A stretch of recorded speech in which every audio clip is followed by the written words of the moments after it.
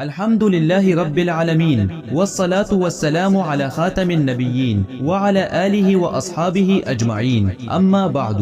بھائیوں اور بہنوں، آج ہم ایک اہم مسئلے پر بات کریں گے جو میاں بیوی کے رشتے اور پاکیزگی سے جڑا ہوا ہے۔ یہ سوال ہر مسلمان کے لیے بہت ضروری ہے۔ ماہواری یعنی حیض کے بعد میاں بیوی کا رشتہ کب حلال ہوگا، یعنی ہم بستری کب کی جا سکتی ہے؟ جب عورت کی ماہواری ختم ہو جائے تو اسے سب سے پہلے غسل کرنا چاہیے۔ جب تک عورت غسل نہیں کرتی تب تک وہ عبادت نہیں کر سکتی، قرآن نہیں چھو سکتی اور نہ ہی میاں بیوی کا رشتہ حلال ہو سکتا ہے۔ غسل کرنے سے انسان شریعت کے حساب سے پاک ہو جاتا ہے اور پھر وہ اپنی عبادت اور رشتوں کو حلال کر سکتا ہے۔ ماہواری کے بعد ہم بستری کب کی جا سکتی ہے؟ یہ سوال بہت اہم ہے کہ ماہواری ختم ہونے کے بعد میاں بیوی کا رشتہ کب حلال ہوتا ہے، یعنی وہ ہم بستری کب کر سکتے ہیں۔ اسلام کے مطابق ماہواری ختم ہونے کے بعد جب عورت غسل کر لیتی ہے تبھی وہ ہم بستری کر سکتے ہیں۔ اس کا مطلب ہے کہ اگر ماہواری ختم ہو گئی ہے لیکن عورت نے غسل نہیں کیا تو میاں بیوی ہم بستری نہیں کر سکتے۔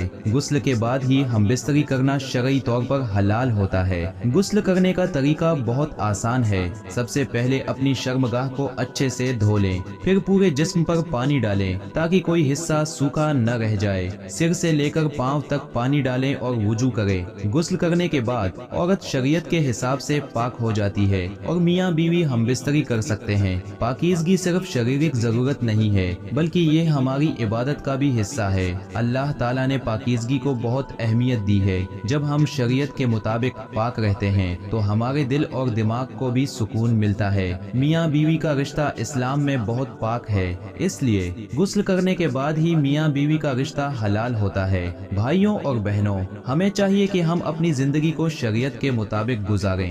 غسل کے بعد ہی میاں بیوی کا رشتہ حلال ہوتا ہے، اسی لیے اس معاملے میں کسی بھی طرح کی لاپرواہی نہیں کرنی چاہیے۔ اللہ تعالی ہمیں صحیح سمجھ اور عمل کی توفیق دے اور ہمارے رشتوں میں محبت اور برکت عطا فرمائے، آمین۔ والسلام علیکم ورحمۃ اللہ وبرکاتہ۔